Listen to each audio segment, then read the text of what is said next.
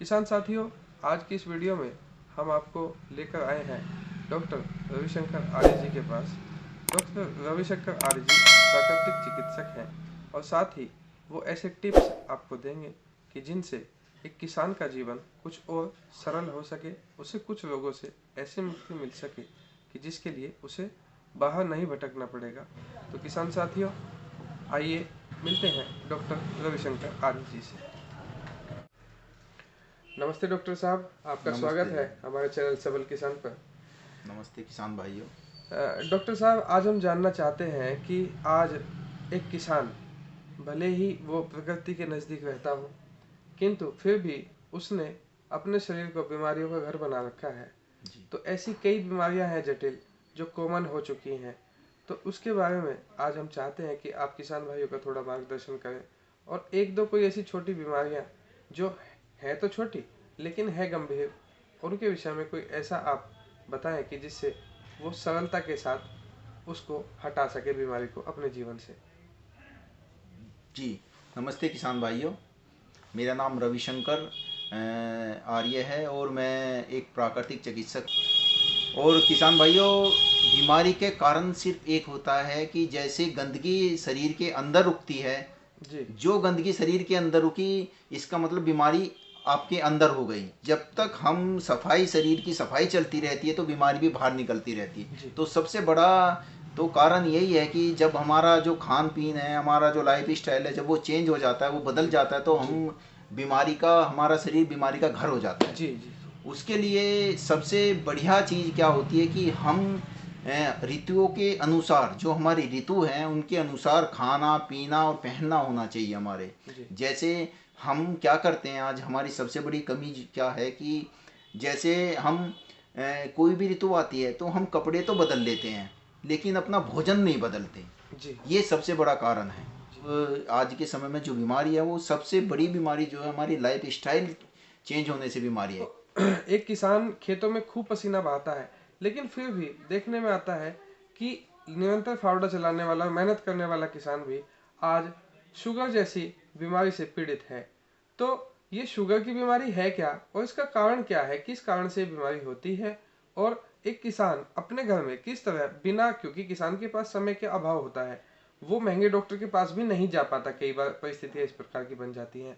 तो आप किसान भाइयों को बताएं कि किस तरह से डॉक्टर के पास ना जाकर भी हम अपने घर पर ही शुगर का अपना इलाज कर सकते हैं। जी।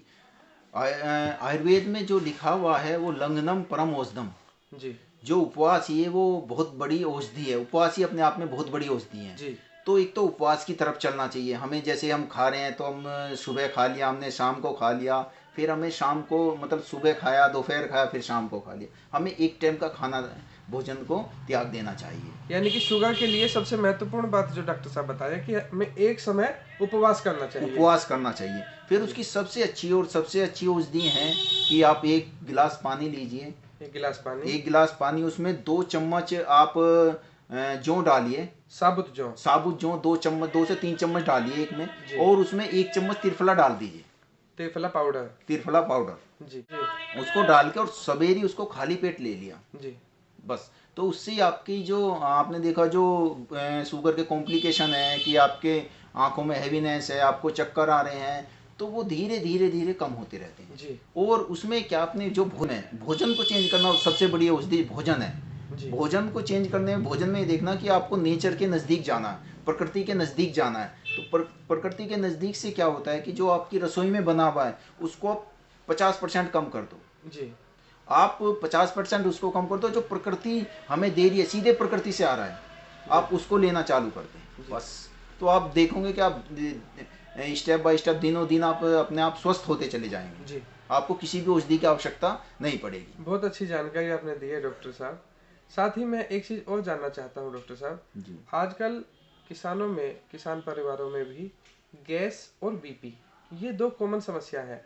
इसके बारे में कोई छोटी टिप्स यदि आप देना चाहें हमारे किसान साथियों को, गैस और बीपी का किस तरह से घर पे ही इलाज किया जा सकता है, उसके बारे में यदि आप बताएं तो बहुत अच्छा रहेगा। बीपी तो कोई बीमारी नहीं होती, बीपी होती है फूड प्रेशर। जी बीपी होती है फूड प्रेशर। जैसे ही आपने खाना बंद आधा किया अपना जी। और नेचर से आधा लेना चालू किया तो आपका बीपी अपने आप नॉर्मल हो जाएगा।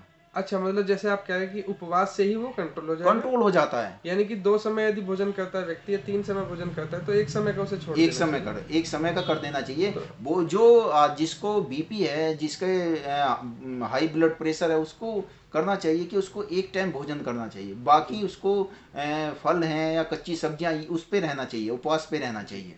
तो डॉक्टर साहब, जैसे कि आप बता रहे हैं हमारे किसान भाई को, तो किसान साथियों, कितना अच्छा शुगर, बीपी और गैस, इन तीनों चीज़ों के लिए एक चीज, तीनों बीमारियों के लिए एक कॉमन सी बात डॉक्टर साहब ने बताई है। सबसे पहले तो ये कि यदि आप 2 या 3 समय भोजन करते हैं तो उसमें से भोजन एक समय का आप उपवास कर दीजिए, और साथ ही जो आप भोजन खा रहे हैं उसमें भी बदलाव करके ये कर सकते हैं कि जो आप भोजन रसोई से प्राप्त करते हैं वो सीधे प्रकृति से, अर्थात कच्चे रूप में आप कहना चाह रहे थे जी डॉक्टर जी साहब? जी जी, कच्चे जैसा प्रकृति ने दिया वैसा जी। ही।